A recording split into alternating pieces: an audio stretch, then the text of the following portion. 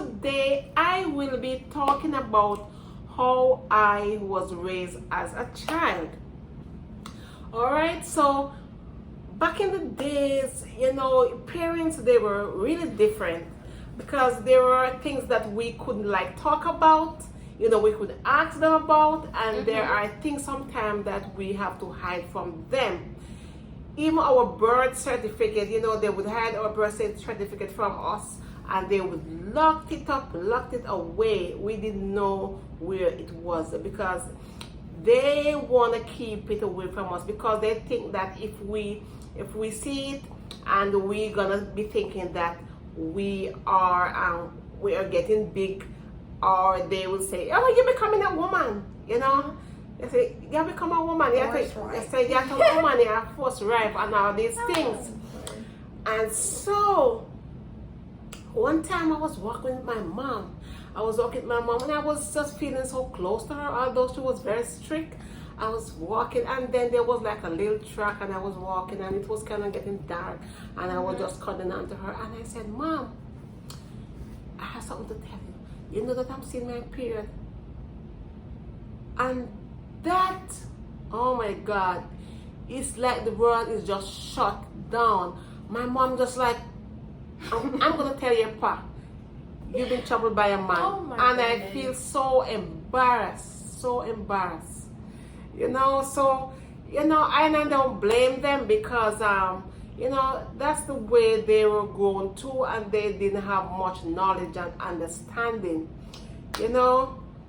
So yeah, I'm telling you, there was a lot of things, guys. But our days growing up was really nice, especially we were hands-on. Like we played Dolly House, we play Hush Kosh, we do all those little things. It was very nice growing up. But my dad, even when our birthday and he would buy us toys, he would never buy like a doll for us. You know what my dad would buy for us? He would buy a truck, like a boy truck. And you know why he would buy a boy truck? Because he said he did not want us to have a child when we were like a youngster or a teenager. He thought by giving us a doll, we would think about having a baby. So he would not even buy us like a doll. So you know what we have to do? We have to get the breadfruit from the cud from the breadfruit tree, and then we have to strip the straw from the coconut tree, and we would make like the hand for the cud and the foot, and then we actually make a little eye, make a little hole, and put some little like beads. We call it the junker beads, and we tuck it inside like a little eye. And then we would take like leaf, and we'd wrap it and make our doll have on clothes and stuff like that. Yeah, but those days were good days. I remember when my mom and dad, they used to plant rice. Guys. So they used to rent the land like in Burn Savannah, and I could remember the person that owned the land name was Mr. Sam. And my mom, they would go and plant the rice. They would sow the seeds, and when the seed is sown, and it's growing. What they do, they go and they take the rice out and they transplant it. And after they transplant it, we have to get a stick, and we stick it in the earth, and we tie the rice together, because rice, when it's growing, it has the thing on, so it's kind of going down, it's kind of bowing down like that. So that was a good thing, So I think I could survive in a hard time, because my mom, especially my mom, she taught us how to survive. She taught us how to appreciate small things. Okay, so my mom, when she started having kids, she told us it was very hard for her. So one time she told me she was living like in a tenement yard, and she didn't have any tub to wash in. And even though there were friends there living, she didn't borrow none of their tub. And you know what she did? She dug a hole, and she get like the plastic. I don't know if you remember the bags like where they have the fertilizer in. It has a plastic inside. My mom says she would dig the hole and then she would wash in the hole, and then she would take the plastic on and throw away the water and go back and fetch water from the well and rinse the clothes. That's the way how my mom did it. And there was another time again my mom told me. My mom used to go to work because she used to work in the cane field. And my mom, sometimes my mom, even on holidays, like when you're home, my mom, sometimes she could come back and cook something for us and go back to work. She take the hour. And that's dedication right there. Even though she's just coming from a long day for her, she still made sure she took the time to take care of you guys, make sure you had food on the table. That right there is amazing. And I'm telling you, I cannot forget, like my mom told what I see happen. So my mom went to work, and she came home and she had to cook. So sometimes she had to find stuff to cook. So what she do, she went to the village, because over the village we used to plant stuff. My mom used to plant stuff, and she used to take us over there. We plant like potatoes and stuff like that, because it was like a rocky ground. Potatoes like to rocks. So my mom used to plant a lot of potatoes, and she planted cane over there and a lot of different fruits and vegetation. So my mom came home from work and she said she needs some food to cook, but she did not have enough food. So my mom said she's going over by the village, so she rode her bicycle and she went up, and it was like a steep hill. And she went up and she ride her bicycle with the stick. She had a long stick that she ride her bicycle, and she go over to the hill. She climbed it, but the breadfruit tree was way on top of the hill, and she climbed the breadfruit tree, and she was picking the breadfruit. I don't know if it was the first or the second or what, but she was picking some breadfruit, and she slipped off. And when she said she looked down and saw where she was coming from,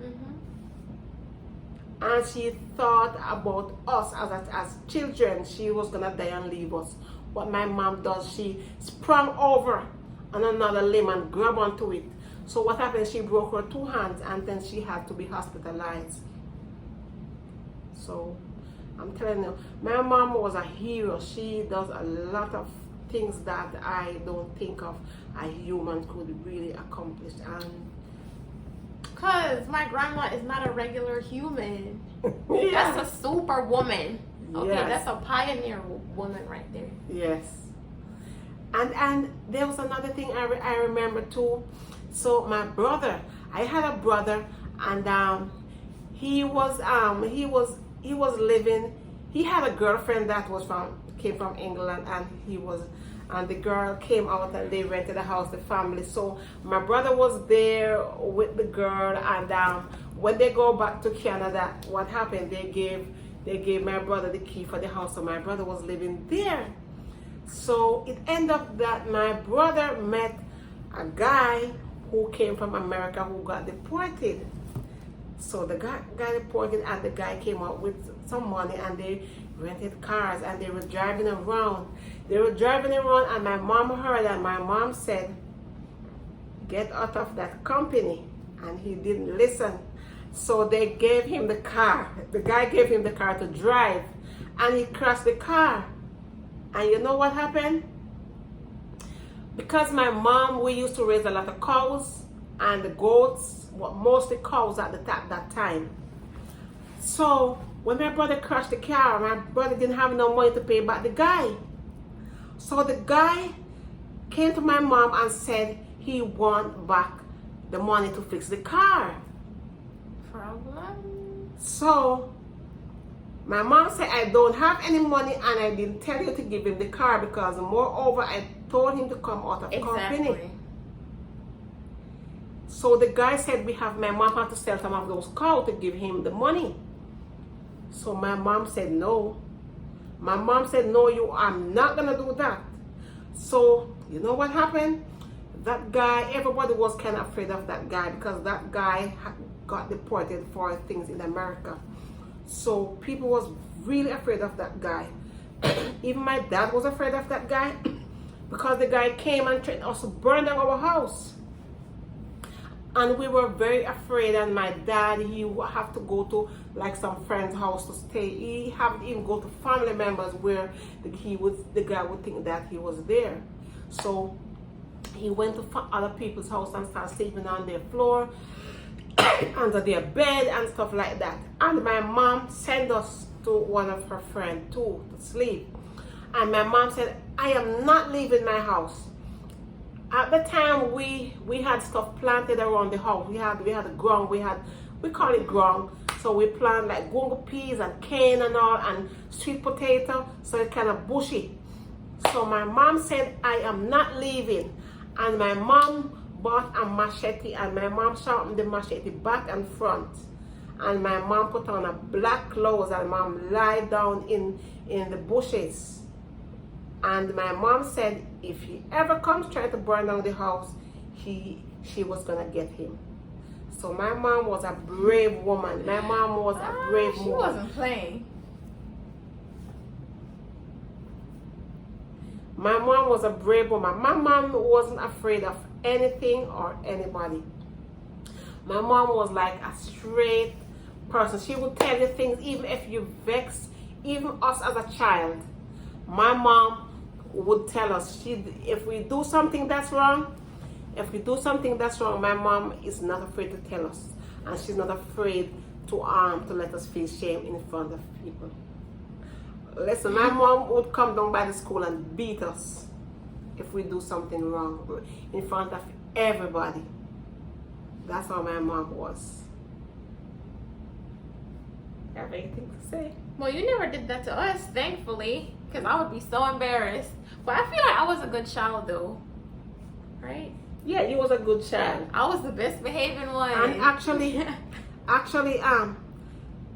when I'm not talking about Bobby, because all of my kids, I can't really say they're bad kids at all. We all add value in different ways. We're all different. Nobody's perfect. Right. Well, yeah, she raised us right. You know, we listened to all of her teachings. Everything she taught us, we tried to put it into practice. And, you know, we made everything work. Yeah, that's good. That's really good. And I'm so happy. I'm so proud because my kids they're not perfect, as she said. Yeah. But I can tell you that I am happy. Because right now, if anything should happen, I know my kids, they are very grounded, and they actually know they have good values, and they know what they want. And I am really happy. Really happy. Yeah. And 2 of my kids are grown. I only have 1 left. That's so sweet. Yeah, yeah. Right? Yeah, I'm so happy. I don't have to be worrying like my kid's gonna put me in trouble. I'm sorry. Yeah. Yeah, I don't have to worry about my kids gonna put me in trouble. My kids, they're very I'm telling you, very, when it comes to very sympathetic. Even if I try to buy something, they will like, for them, they will like, Mommy, don't buy that, it's so expensive, don't buy that. You could save up money. Even one time I gave my daughter my card to go to Victoria's Secret to buy a jacket, and she came back with it. She said like, no, Mommy, it's too expensive. Expensive, I could buy a cheaper jacket. My sister is so considerate, honestly. Yeah. She's probably the most considerate one. Yes, she's the most considerate one, and she's the most loving one. She's, very loving. All of them, yeah. She's very loving. And she's very caring. Very caring. Yes, what guys, this is my little family right here, you know, and yeah. So I just suggested to them. You want to say something? You had a ball growing up. Yeah. And I feel like a lot of the principles and all the values that was taught to you by your parents, you transferred onto me and my sister, Shima and Bobby. Yeah. So you know, I'm a happy parent. You know, because I don't have to worry. You know, I am blessed. and I'm ever thankful. You are blessed and highly favored. And I am ever thankful for my mom and my dad for growing me up like this. And we're thankful for you. Thank you. Even though she was overprotective most of the time, but I understand it. I understand what she was trying to do. She tried to shield us from all the bad things in the world. But she couldn't. She tried though. Okay. So guys, this is just a little family video, you know, and just getting to know us, and you know, and my childhood, and you know, values and stuff like that. So guys, I hope this video you know enjoy it. Don't forget to like, comment, and share, and subscribe. Until then guys, we will see you in our next video.